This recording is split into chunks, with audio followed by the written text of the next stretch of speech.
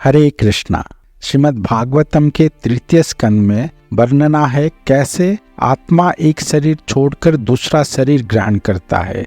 अनंत काल से अनंत कोटि ब्रह्मांड में हमने अनंत शरीर ग्रहण किया हुआ है और करते आ रहे हैं और आगे भी करते रहेंगे। अगर हम भगवत भक्ति को प्राप्त नहीं हो पाए तो जीव पहले माता के गर्भ में आता है और फिर बाहर आता है इस दुनिया में।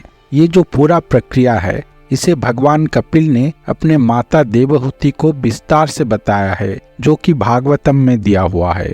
और उस ज्ञान को श्रील वृंदावन दास ठाकुर ने चैतन्य भागवत में बहुत ही सरलता से बंगाली भाषा में काव्य में पिरोया है।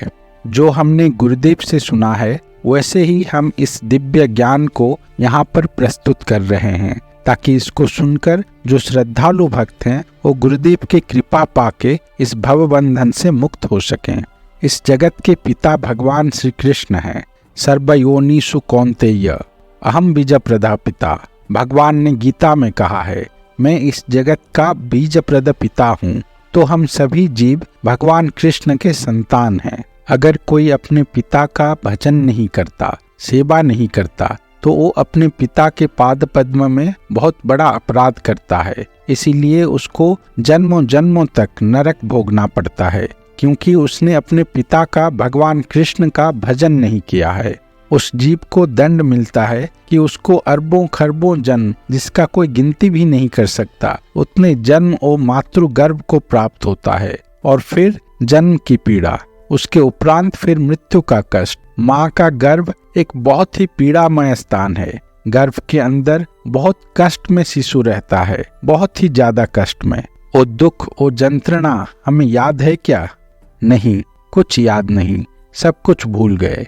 मातृगर्भ का जो कष्ट है उसका तुलना किया गया है, जैसे कि 100 बिच्छू एक बार में काटे तो जितना कष्ट होगा उतना कष्ट मिलता है वहां पर। क्या तुम्हें पता है एक बिच्छू जब काटता है तो कितना दर्द होता है? नहीं, पता नहीं, सिर्फ सुना है कि इतना दर्द होता है कि हम सह नहीं सकते। सिर्फ सुना है। अगर 100 बिच्छू एक साथ काटे तो कितना दर्द होगा, हम कल्पना भी नहीं कर सकते। उतना दर्द होता है शिशु को अपने माँ के गर्भ में। और ये दर्द एक बार नहीं होता, बल्कि हर क्षण होता है। शिशु इसी दर्द के साथ ही 9 महीने तक माता के गर्भ के अंदर रहता है। इसीलिए कहा गया है, जन्म मृत्यु जरा व्याधि दुख दोषानुदर्शनम। जो 4 दुख हैं इस जगत में, उनमें जन्म को भी एक दुख माना गया है। और इस जन्म के दुख से हम लाखों करोड़ों बार गुजर चुके हैं। लेकिन दुविधा ये है कि हम इसे भूल जाते हैं, हमें कुछ याद नहीं है, जिसका फलस्वरूप हमें फिर से उस कष्ट में जाना पड़ेगा।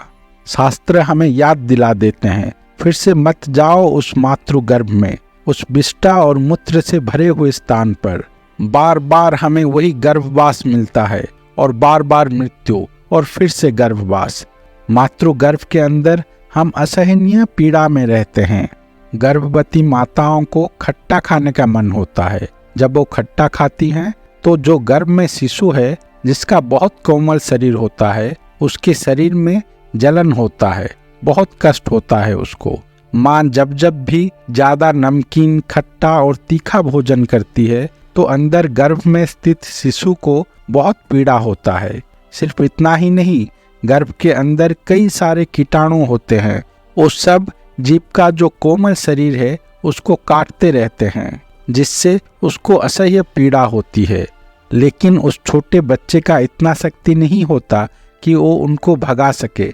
चलो चलो जाओ, ऐसा नहीं कर सकता वो, इसीलिए सहता रहता है। बहुत छोटा सा जगह है माता का गर्भ, बच्चा हिल भी नहीं पाता उसके अंदर। गर्भ के अंदर का तापमात्रा बहुत ही अधिक होता है, एक ज्वाला पिंड के सदृश, बहुत ही ज्यादा गर्म। शिशु हर क्षण जलता रहता है उस गर्मी में। गर्भ के अंदर शिशु बार बार मूर्छित हो जाता है। ऐसे स्थान पे हम 9 महीने रहते हैं। ऐसी स्थिति में तो कोई भी मर जाएगा, लेकिन बच्चा नहीं मरता, वो जिंदा रहता है। कैसे? वो जिंदा रहता है एक आशा लेकर कि एक दिन मैं यहाँ से बाहर निकलूंगा। यही आशा की वजह से वो जिंदा रहता है, मरता नहीं। और किसी किसी का कर्म इतना खराब होता है कि वो गर्भ से नहीं निकल पाते, गर्भ के अंदर ही उनका मृत्यु हो जाता है, जिसे हम एबॉर्शन कहते हैं। जो बहुत ही गिरे हुए कर्म करते हैं अपने पिछले जन्म में, वो लोग जन्म नहीं ले पाते, उनका गर्भपात हो जाता है, गर्भ में ही उनका मृत्यु हो जाता है। आजकल के लोग बहुत ही बुद्धिमान बन गए हैं, वो शिशु को गर्भ में ही मार देते हैं, हत्या कर देते हैं गर्भ के अंदर ही। आजकल तो ये भारतवर्ष में भी बहुत हो रहा है। ये लोग अभी देख नहीं पा रहे हैं कि इसका हमें क्या परिणाम भोगना पड़ेगा। शास्त्र हमारे आँखें हैं, हमारे ऊपर कृपा करके भगवान ने हमें ये आँखें दिए हैं शास्त्र के रूप में, जिससे हम वो चीज़ देख सकते हैं जो हम अपने इस जड़ आँखों से नहीं देख सकते। शास्त्र गुरु ये जो हमें ज्ञान दे रहे हैं, अगर हम इसे नहीं सुनेंगे या फिर इससे सुनने के बाद भी अगर हम हरि भजन में मन नहीं देंगे तो फिर हमारा क्या होगा। गर्भ के अंदर शिशु इस परिस्थिति में भगवान को याद करता है और वो जो प्रार्थना करता है वो भाग 2 में आप सुन सकेंगे। हरे कृष्णा।